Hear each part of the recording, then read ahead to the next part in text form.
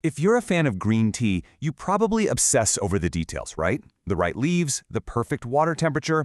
But what if I told you the most critical step happens long before the water even gets hot? In this explainer, we're going to dive into how a simple act of storage is the real secret to unlocking that perfect cup every single time. You know, it really all starts with a passion for tea itself. This quote really hits the nail on the head. It wasn't just the taste, it was the history, culture, and the potential health benefits that captivated me. For so many of us, that's exactly it. Green tea is way more than just a drink. It's a whole experience, and that's an experience we want to protect. Okay, so let's get into it. That rich, vibrant, amazing experience you love is incredibly fragile. And the biggest threat to it isn't a bad brew or even low-quality tea leaves. Nope, it's something way more common, probably lurking in your kitchen right now. To understand how to protect our tea, we first have to understand the science of how it loses its magic. So, why does that once amazing green tea sometimes start to taste, well, flat and disappointing? It all comes down to a single, powerful chemical process. The main culprit here is a process called oxidation. The best way to picture it? Think about an apple turning brown after you slice it open. It's the same idea.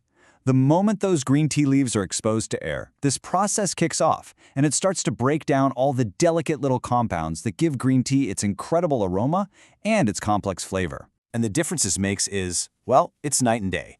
You've got fresh green tea on one side, vibrant, grassy, rich, and on the other, you've got this flat, dull, lackluster version. But here's the kicker. It's not just about taste.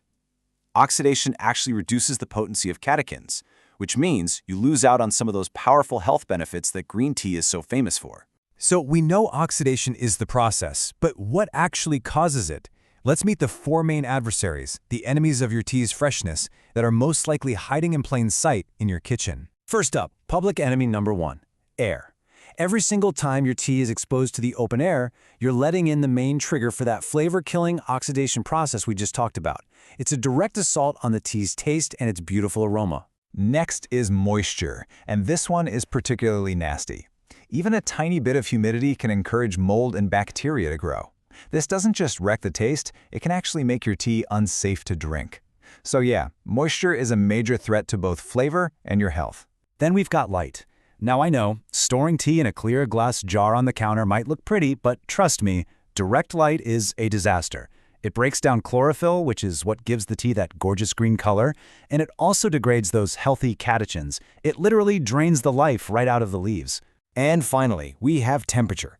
You can think of heat as the getaway driver for all the other bad guys. It's an accelerator. High temperatures, or even just big temperature swings, will speed up every other negative process we've mentioned. The oxidation, the moisture damage, all of it. All right, we've met the enemies, so how do we fight back? It's time to assemble your tea storage toolkit and build an impenetrable fortress to protect those precious leaves. Your first line of defense is the container. The mission here is simple. It has to shield your tea from air, light, and moisture. So you're looking for opaque containers, things like metal tins or ceramic jars. The single most important feature, though, it must have an airtight seal. And here's a great pro tip. Choose a container that's just the right size. Less empty space means less air trapped inside with your tea. Once you've got the right container, you need to find it a good home.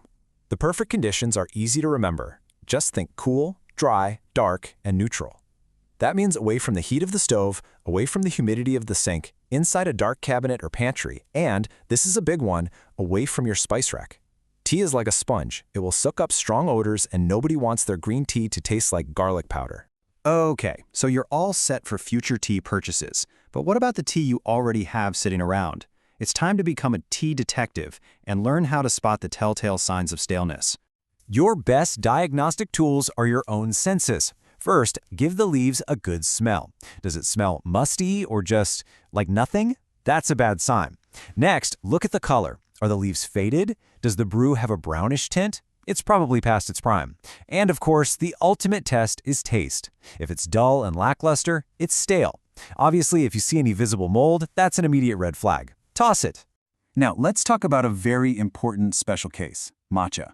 Because it's a fine powder, it's extremely vulnerable. It needs to be kept in a small, airtight, opaque container, and you should keep it in the refrigerator to protect it. But here is the most important tip, and you have to remember this. Always let the container come all the way to room temperature before you open it. If you open it while it's still cold, condensation will form inside, and that moisture will instantly ruin your matcha. So when you really think about it, proper storage isn't just a chore.